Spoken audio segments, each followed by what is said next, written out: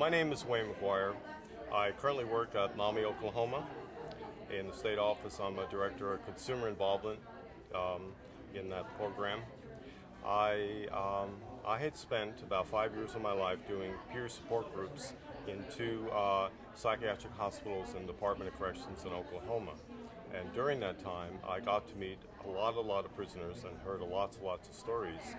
And as I went in and we troubleshooted these problems, I learned more than I ever shared with them. And that was the amazing experience that I had. When we first went in, it was very challenging because I think a lot of people weren't sure we could pull it off. And I did have a colleague for a while, Michelle Bergeron, who had been there for the first couple of years. And we went in the first time, we met everyone. We started our presentation, we told people what we expect and some rules of the group and so forth. And finally, at the end, we were laughing and joking and had a good time as we ended the thing. Well, two guards were standing outside and they were leaning up against the door saying, should we go in, should we go in, what's going on in there? And they didn't. And when they all came out, they were laughing and having a good time. And I think the thing I learned right then and there, they were so impressed that someone from the outside came in and shared time with them. And as the period went on, it got even better and better, to a point that often when we got to the groups, they were standing outside the building before I even got there. So it was a very, very exciting time. And I heard a lot of discerning stories. I mean, 57% of the people we were talking to had nonviolent crimes who were in prison for quite a while. And I think the stories I heard were very touching, to say the least, and how people got caught up in the criminal justice system and kind of didn't stop go at the hospital, but at the jail, but continued on to prison and there for many years. And I think what I learned was that a lot of people shouldn't be there, I mean, basically. But I think as we went on, people got a lot more comfortable and really heard a lot of stories. In one case, the gentleman had been suffering from psychosis for a while. And his friends came over one day and said, come with us, we're going to go do something. And the next thing he knew, he was in a bank robbery with a bunch of people, and he was standing around, and he wound up getting like 15 or more years in prison. And and yet when he was in our first group we ever did, he was very supportive and really brought out other men in the group. And the thing that I found most interesting, they were talking to each other. And the stories, such as I just mentioned, were many. How one person was suffering from schizophrenia, psychosis, and thought he was in his living room and stepped out into the front lawn and got charged with indecent exposure. And yet he was spending time in prison for this as well. The men loved to come to the group. They were just excited. They appreciated the fact that people actually came and shared. And both the facilitators had mental illness, so we could share our experiences with them. And tell me how you started. Did you start because of your own time? We read a book, and my memory serves me well. I can try to. It was a book about the situation that we were in this country with people with mental illness. It was about 1902, and I'm sorry, but I can't come up with that title.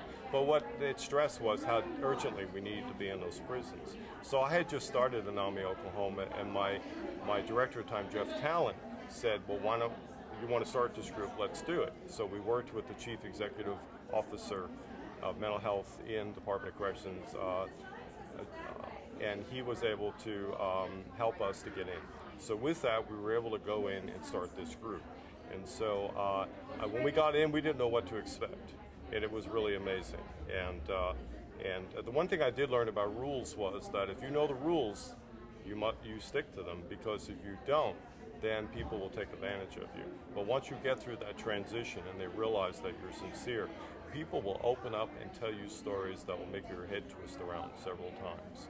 And I think what I learned in experience, and the question I was always grappling with, what does recovery look like inside the Department of Corrections? And at that time, I said it's going to be very serious.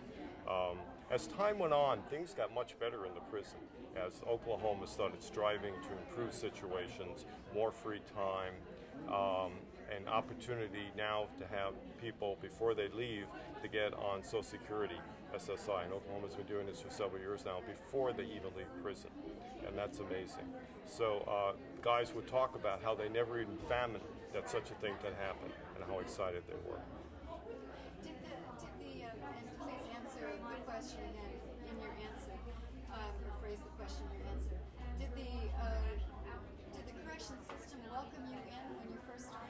Amazingly so.